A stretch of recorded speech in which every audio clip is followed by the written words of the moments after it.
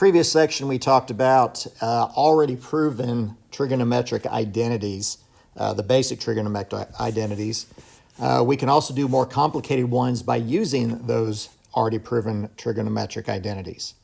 You can use the basic trig identities along with the definitions of trig functions to verify identities. If you wish to show an identity, you need to show that it is true for all values of theta. So there are several strategies that can be shown. One such strategy is to simplify one side of an equation until the two sides of the equation are the same. It is often easier to work with the more complicated side of the equation, which sounds kind of funny to me. It says it is easier to work with the more complicated side, but that's usually because the simpler side is already proven into its is already simplified into its simplest form, can't get any more simplified. So we need to work with the more complicated side in order to get it to match the simpler side, because we're going to transform that expression into the form of the simpler side. So sometimes it's difficult to see which side is the easy side, which side is the hard side. There's not necessarily any right or wrong answer to it. You might find more than one way to do these trig proofs, but that doesn't necessarily mean you're wrong if you do it the longest way. So the first example is to transform one side of the equation. So we're going to verify that sine squared theta over 1 minus cosine theta equals 1 plus cosine theta, that it is an identity. In other words, that they do equal each other. So I would say, as looking at this, that the more difficult side is the fraction side. The sine squared theta over 1 minus cosine theta is the more difficult side. So we're going to try to simplify that so that it does equal 1 plus cosine theta. If we have 1 minus cosine squares, it makes it a whole lot easier, because then we can replace those with sine squares. So as I look at the left side of the equation, I see I have 1 minus cosine theta, which would help cancel out sine squared theta if that was 1 minus cosine squared theta. So in order to get a 1 minus cosine squared theta, what I can do is multiply that whole fraction, the denominator, by 1 plus cosine theta. And I also need to multiply the numerator times 1 plus cosine theta, because 1 plus cosine theta over 1 plus cosine theta is just the same thing as 1. So I'm really just multiplying the original trig fraction by 1. And again, I'm going to try to show that the left side is equal to the right side. So right now, just focusing on the denominator, I would do a double distribute. So I would have 1 times 1, which is 1. 1 times negative cosine squared, or negative cosine, is negative cosine theta.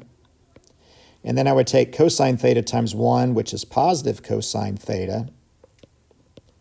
And then cosine times negative cosine is negative cosine squared theta. Again, that's the denominator I said. I accidentally put it in the numerator. So let me fix that. And in the denominator, notice that the negative cosine and the positive cosine will cancel each other out, so that will give me 1 minus cosine squared theta in the denominator. Numerator, I would just have 1 plus cosine theta times sine squared theta, and so I'm just going to write that as sine squared theta times the quantity of 1 plus cosine theta. And what do we know about sine squared theta?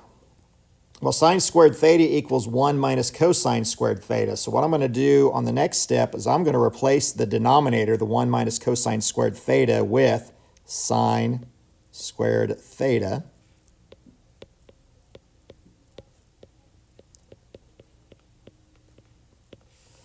Sine squared thetas would cancel out, leaving me with just 1 plus cosine theta. Let's move that over a little bit. So again, remember, that is the simplified form of the left side, and that does equal the right side. 1 plus cosine theta on the right side. So I have shown that this is an identity because I have simplified the left side to equal the right side.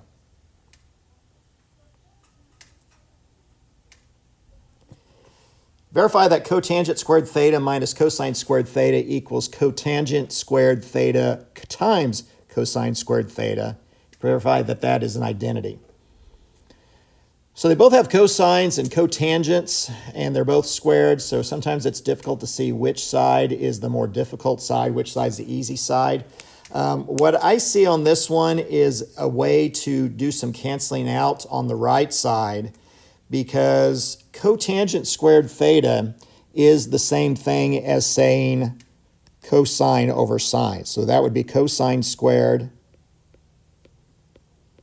over sine squared theta. So that is right here. If you look down to the right side of your screen, cotangent is cosine over sine, so cotangent squared has to be cosine squared over sine squared.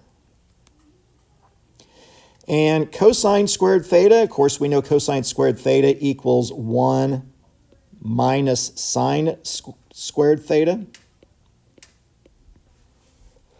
And I'm going to distribute that into the 1 minus sine squared theta. So when I have cosine squared theta over sine squared theta times 1, so that's just going to be cosine squared theta over sine squared theta. And then if I take cosine squared theta over sine squared theta times negative sine squared theta, the sine squared thetas are going to cancel out, leaving me just with negative cosine squared theta. And remember that cosine squared theta, sine squared theta equals cotangent. Well, I'm going to change it right back to cotangent squared theta minus cosine squared theta. And that is exactly the same thing that was on the left side.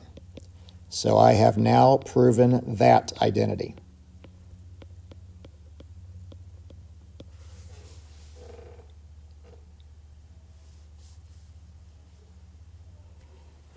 When verifying trig identities, it is often helpful to rewrite an expression in terms of sine and cosine before simplifying. And we kind of saw that up here. We did change cotangent to cosine over sine, so we could see how helpful that was to simplify. So example number 2, verify that 1 minus cosine theta 1 over 1 plus cosine theta equals cosecant theta minus cotangent, and all of that is squared.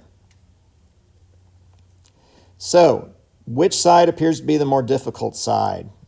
And I would say it's probably the right side. I mean, it might be tempting to try to do the left side times 1 minus cosine theta to get a sine squared theta in the denominator. I'm not saying that's wrong or right. It might actually be a way to do it, because usually there's more than one way to do these proofs. But what I'm going to do is I'm going to rewrite the right side of the equation by multiplying that out. So that's cosecant theta minus cotangent theta. So since that is being squared, that is the same thing as saying cosecant theta minus cotangent theta times cosecant theta minus cotangent theta. And I'll do my double distribute, so that will give me cosecant squared theta. Cosecant times negative cotangent is exactly that. It is going to be negative cosecant theta, cotangent theta. Same thing for the inside. That will be negative cosecant theta, cotangent theta. And then the last terms, negative cotangent theta times negative cotangent theta will be positive cotangent squared theta. And then the middle terms will combine to negative 2 cosecant cotangent theta cotangent theta plus cotangent squared theta.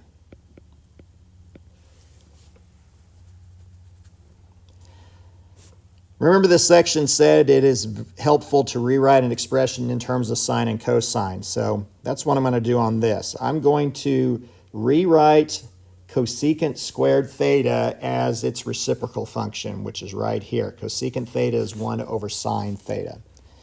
So that will be 1 over sine squared theta. Minus 2 times. Again, cosecant can be rewritten as 1 over sine, so that'll be 1 over sine of theta, just not squared this time. And then cotangent can be rewritten as cosine over sine. So that will be times cosine theta over sine theta. And then again, cotangent theta is cosine over sine. So in this case, that would be plus cosine squared theta over sine squared theta. Got a lot of sine thetas on the bottom, including in the middle, I have 2 times sine theta times cosine theta. So all of this in the middle can be simplified to negative 2 times cosine theta over sine squared theta. Let me put that negative 2 a little bit smaller in the numerator. And then the rest of it was cosine squared theta over sine squared theta. And 1 over sine squared theta over here. And notice I have now sine squared theta on every denominator, which means I have a common denominator, which means I can combine all those into one gigantic fraction, fraction there. So it'll be 1 minus 2 cosine theta plus cosine squared theta over sine squared theta. The numerator can be now factored. It can be 1 minus cosine theta and 1 minus cosine theta.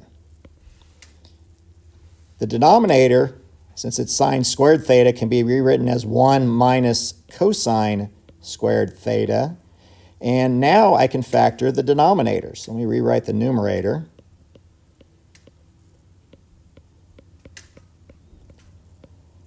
And 1 minus cosine squared theta, that is a difference of squares, so I would have 1 and 1. And cosine squared theta could be written as negative cosine theta times positive cosine theta. And look what we got. I've got 1 minus cosine theta here, cancels with 1 minus cosine theta here, which leaves me with just 1 minus cosine theta over 1 plus cosine theta. And it was a while ago, but if you look all the way back up to the top, you can see that's what we were trying to solve for. It's 1 minus cosine theta over 1 plus cosine theta.